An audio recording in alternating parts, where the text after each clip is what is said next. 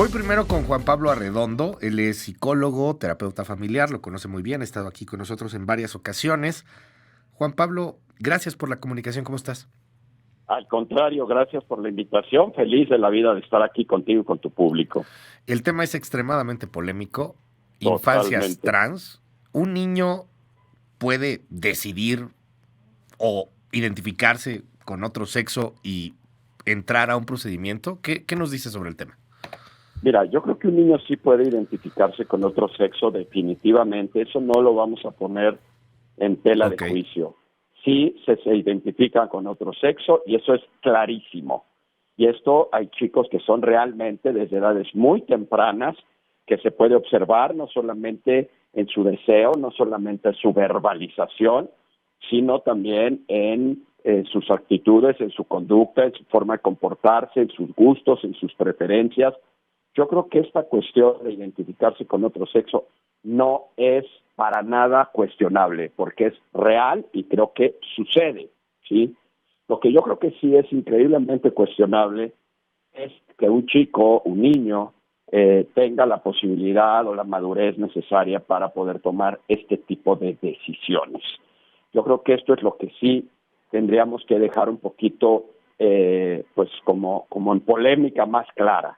¿Por qué? Porque Ujú. sabemos, y no me quiero meter en cuestiones fisiológicas que son muy amplias, pero sabemos que el cerebro también tiene un proceso de maduración y este proceso de maduración implica no solamente cuestiones fisiológicas, sino también cognitivas, ¿no? Es como si a un niño Ujú. de segundo de primaria le quieres enseñar tal vez ecuaciones. O sea, se sabe que el cerebro del chico en ciertas etapas es un cerebro muy concreto, en ciertas etapas, ya por ahí de la primaria, estamos frente a un cerebro con un razonamiento funcional, es decir, se van hacia la cuestión de las funciones y prácticamente hasta secundario prepa empiezan ya los procesos de abstracción, de procesos mucho más abstractos. Entonces, si solamente a nivel cerebral fisiológico y también a nivel cognitivo no hay una madurez suficiente, entonces estaríamos pensando que pues cualquier niño podría tomar ciertas decisiones. Voy a poner un par de ejemplos, si me lo permites, y estoy Por favor. entendiendo que es un tema pues increíblemente polémico, pero voy a poner un par de ejemplos, nada más. El primero, ¿por qué existen las clasificaciones en las películas y en los videojuegos? No es porque a alguien se le haya ocurrido que los niños no deben de jugar juegos violentos de clasificación de más de 14 años. Es porque también hay estudios importantes que hablan de que no tiene la madurez suficiente para enfrentar este tipo de informaciones. Entonces, sí hay una clasificación de niños, de adolescentes y de adultos en las películas, en los videojuegos, pero a la vez sí le podemos permitir tomar ciertas decisiones. Y por otro lado, voy a poner otro ejemplo todavía un poquito más bizarrón, es por ejemplo con las niñas que se quieren operar la nariz a los 11, 12 o 13 años. ¿Qué es lo primero que te dice un médico? Pues tenemos que esperar. No es conveniente a estas alturas operarle la nariz porque está en crecimiento. Entonces, no estoy igualando una cosa con la otra. No estoy diciendo que operarte la nariz es lo mismo que hacer una operación de transgénero o un manejo emocional. Estoy hablando de la madurez que se requiere, tanto médica y fisiológicamente, como también hablarlo a nivel cognitivo. Y entonces creo que ahí es donde sí tenemos que no, digamos, como no diferenciar, no abrir tanto la brecha entre las cosas que se le deben de permitir a un niño, como obviamente pues no se le permite fumar, no se le permite tomar, no se le permiten ciertas cosas que están perfectamente estipuladas, Ujú. contra permitirle tomar una decisión del tipo a la que nos estamos refiriendo. ¿Qué Yo lo he tan? dicho en otros casos, Ujú. bueno, pues son las cosas que hay que esperar, Claro. ¿no? En este sentido y en muchos otros, sabemos que los chicos, y hoy que están mucho más acelerados, Ujú. porque hay que recordar, y esto es un dato importante, que hay un adelanto hasta de 4 años en los procesos puberales y adolescentes, Ok. como la mayoría de nosotros vivimos. Es decir, lo que nosotros antes vivíamos en el adolescente completo, absoluto, Vaya. de 14 años, lo estamos viendo en chavos o chavas de 11 o 12, entre 2 y 3 años de distancia. Lo que vivíamos antes en la plena pubertad de los 12 años, Ujú. hoy lo estamos viendo en Los 8. chicos de entre 9 y 10, Sas. ¿sí? Entonces, claro, tenemos un brinco incluso hormonal, en donde, pues sí, las mujeres están teniendo su menarca, su primera menstruación a edades más tempranas. Claro. Los chicos están con el tema hormonal y el tema de despertar sexual a edades mucho más tempranas, Ujú. y esto no implica que pues, sigan teniendo esa madurez para tomar estas decisiones. Insisto, creo que hay una diferencia Claro. muy clara entre lo que sería la madurez real, fisiológica y cognitiva, contra las cosas que serían o no permitidas, y que separamos de pronto Ya. sobre otras cosas pues que un chico no tendría que permitirte. Es como decirle, te Ajá. puedo dejar fumar a Sí, los claro. 12 años porque lo deseas. ¿Qué tanto influye el entorno en una decisión de este tamaño, particularmente en la infancia? Hay quien argumenta que hay una especie de imposición de esta cultura, que de pronto hay también una especie de presión en torno a las aceptaciones hacia el asunto de la cultura woke, le llaman allá en los Estados Unidos, de este asunto trans. ¿Qué tanto influye todo el entorno para que de repente un niño o una niña quiera o se identifique como pues una persona del sexo opuesto? ¿Qué tanto influye en esto? Se puede marcar claramente, porque tú iniciabas diciéndonos claramente, psicológicamente hablando, podemos determinar a muy tempranas edades si esto es o no es un asunto de simplemente un capricho, una moda, o si realmente pues hay un asunto ahí de identidad que se tiene que trabajar. Definitivamente, pero de verdad, sin lugar a equivocarme, hay una tendencia social y una presión social muy, muy grande. Fíjate, Luis, te voy a compartir algo. Yo tengo un tiempo, de manera informal, no, si me piden la investigación no la tengo, pero sí de manera informal he venido yo platicando con la gente, con mis pacientes y demás, para ver qué tantas personas hacen como que están de acuerdo con esta cultura woke, que están de acuerdo con esta cuestión del género, de los bisexuales, del género no fluido y demás, y que de verdad estén de acuerdo, y cuántos reconocen que solo lo dicen porque si van en sentido contrario, la sociedad, el entorno, los amigos se les van encima. Y es increíblemente grande el número de personas que reconocen que solo lo hacen por presión social, que solamente lo dicen porque está hoy mal visto ir en contra de esta diversidad de género o de esta diversidad sexual. Esto significa que si aún para la propia opinión que una persona puede dar respecto a esta diversidad sexual está tan claramente identificada, por supuesto que reconocer que hay una tendencia, porque bueno, siempre hago por ahí un chiste de que yo ya no digo tendencia, digo moda porque se enojan, ahora digo tendencia, es lo mismo, pero no se enojan tanto. Entonces, estas tendencias sociales hacen que las personas sí se inclinen a ciertas aceptaciones que son más dichas que reales. Y por otro lado, las que sí son reales, pues no dejan de tener esta influencia del entorno que les rodea. Cierro preguntándote, Juan Pablo, desde tu perspectiva, con tu expertise profesional, con también pues algunos otros colegas que están en esta misma línea, ¿cuál sería, porque no se trata tampoco de un asunto de discriminación ni nada por el estilo, pero cuál sería una edad apropiada para ya someterte a un procedimiento de químicos, de quirúrgicos, etcétera? ¿En qué momento de acuerdo a lo que ustedes consideran, estaría un ser humano capacitado para cambiar su sexo de manera quirúrgica, de manera química, ¿a qué edad?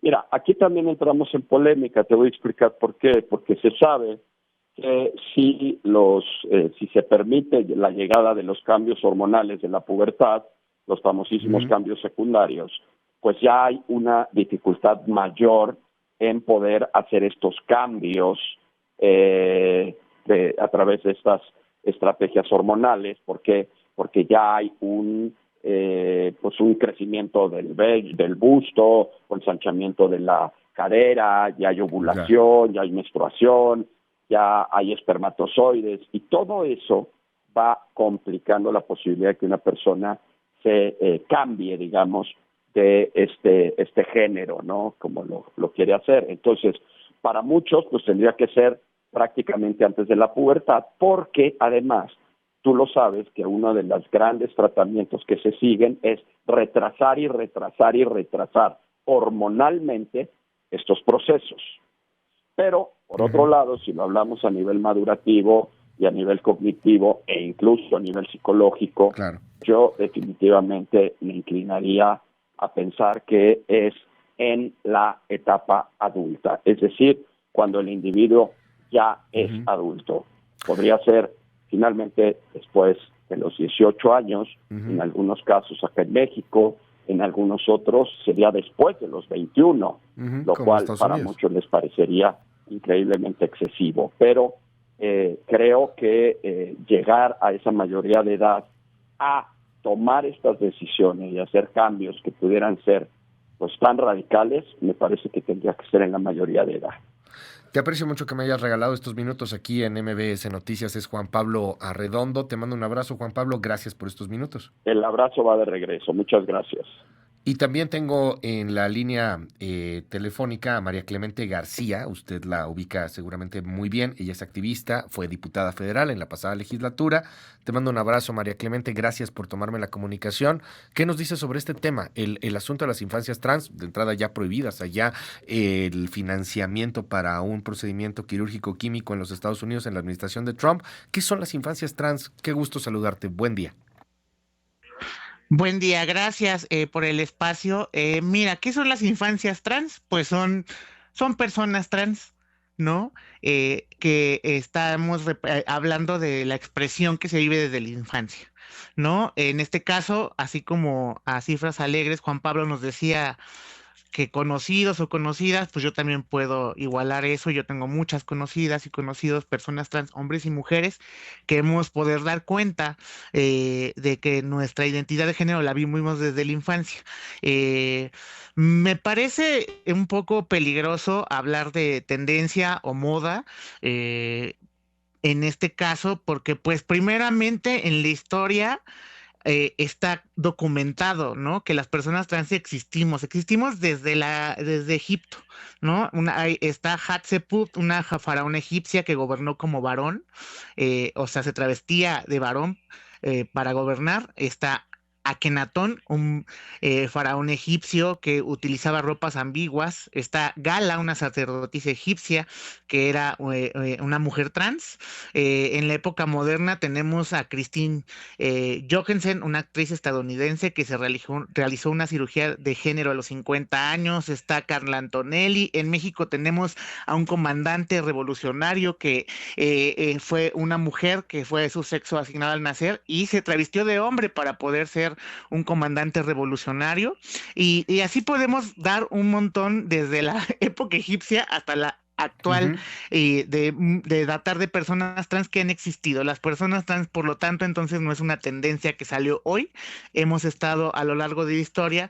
Lo que sí puede ser una tendencia es que hoy se respeten nuestros derechos humanos. Me parece que hablar de quién o no acepta estos derechos, pues creo que tenemos muy claro en esta sociedad, incluso la derecha ha llegado a tomar como bandera una consigna que es que los derechos no se consultan, y precisamente porque en eso sí les doy la razón, los derechos no se consultan, Ujú. pues estamos hablando de un tema de derechos humanos. Las personas trans existimos, Ya. les guste o no les guste, estén a favor o en contra, existimos y por tanto tenemos derechos. ¿Qué pasa ahora con las personas trans? Creo que muchos hubiéramos estado más Ujú. de acuerdo en un debate médico, pues sobre las ideas que un endocrinólogo nos pudiera dar estas cifras de qué edad sería la indicada Ujú. para comenzar, pero también decir que hay un mito al respecto de qué es lo que está pasando, ¿no? En este debate. Ujú. No hay médicos recetando hormonas ni bloqueadores de hormonas a niños de 8, 9, 10, 11 o 12 años. Ok. En realidad son procesos que se comienzan los más tempranos, 14, 15 años, por supuesto siempre con los consentimientos de sus padres. No hay Ajá. ningún menor de edad que pueda ir en México, Estados Unidos o en todo el continente americano con un endocrinólogo y le vaya a él solo por su cuenta a recetar ¿no? bloqueadores de testosterona o testosterona, y además hablar de que no es un procedimiento tan sencillo como solamente tomar las hormonas o no. Claro. Ese procedimiento sencillo y que causa consecuencias es lo que sucede cuando el Estado te niega el servicio, y entonces de todos modos las personas trans Ujú. vamos a existir. El Estado nos brinde o no. Simplemente que cuando el Estado no lo brinda y no lo regula, justamente es cuando nuestras vidas se ponen en riesgo. Porque si Ya. ahorita una mujer trans, una niña trans, una adolescente trans que tiene 16 años y se está identificando como mujer desde pequeña, Ajá. pero ya quiere comenzar su transición de género, y ahorita las políticas de Trump interrumpen que el gobierno estadounidense pueda Ujú. regularle este proceso de transición, ¿qué es lo que va a hacer esta persona trans? No se va a detener porque Sí, Trump no lo va le a dé buscar por permiso. otro lado. Lo que va a hacer, va a ir a la farmacia a Ujú. comprar las hormonas, se va a meter a chats de foros de internet y que fulanita le cayó Claro. mejor y a mí sin ningún tipo de regulación, y de todos modos lo va a hacer.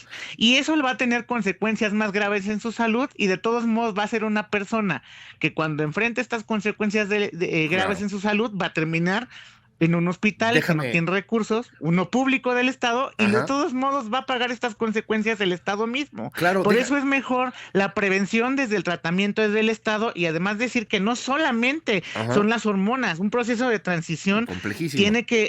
es un transversal de varias Ujú. disciplinas como reumatólogos, inmunólogos, infectólogos, cardiólogos, nefrólogos, Complejísimo. neurólogos, por supuesto el proceso psicológico y psiquiátrico, inclusive neumólogos y radiólogos. Oye, Es algo muy complejo. te detengo aquí por un momento, María Clemente, porque me llamó mucho la atención lo que acabas de decir y me gustaría que profundizáramos en el tema.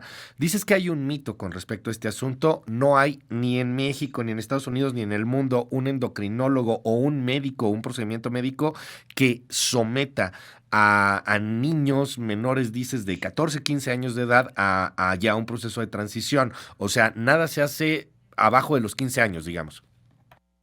Pues no, para empezar primero, porque 9, 8, 10, 11 años, en realidad la terapia se llama terapia de reemplazo hormonal. Ujú. Y abajo de los 12 años, si nos ponemos a analizar, pues en realidad no hay nada que reemplazar. ¿Sí me explico? No existen. Entonces Ajá. todavía el cuerpo humano no está secretando estas hormonas para generar justamente los cambios biológicos que van a definir justamente la madurez del sexo biológico. Entonces, pues como no hay nada que reemplazar, no se puede dar una terapia de reemplazo hormonal. No puedes darle un bloqueador de testosterona a quien todavía no la está produciendo, ¿no? No puedes hacer ese reemplazo. A la inversa pasa, ¿no? En cualquiera de los dos casos, sea macho o hembra, lo que estemos hablando, y por lo menos no hay ningún caso datado de un servicio público del Estado, de cualquiera de los estados que están por lo menos en el continente americano. La derecha usa mucho estos casos para decir casos, pero nunca presentan pruebas, nunca presentan el niño que le mutilaron su órgano a los 12 años, ni a la niña que le mutilaron los pechos que todavía no tiene a los 11 años.